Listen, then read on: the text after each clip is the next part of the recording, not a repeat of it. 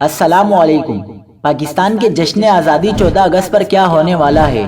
بہت ہو گیا انتظار، اب ہوں گی بارشیں لگاتار۔ محکمہ موسمیات نے خطرناک ترین بارشوں کی پیشنگوئی کر دی۔ محکمہ موسمیات نے پاکستان بھر میں موسلادھار بارشوں کی پیشنگوئی کر دی ہے۔ کیا آپ حالات حاضرہ سے آگاہی حاصل کرنا چاہتے ہیں؟ خبر کے پیچھے چھپے اصل حقائق جاننا چاہتے ہیں تو ابھی سبسکرائب کیجئے جلمل پاکستان کو اور ساتھ ہی گھنٹی کے نشان پر کلک کر دیں۔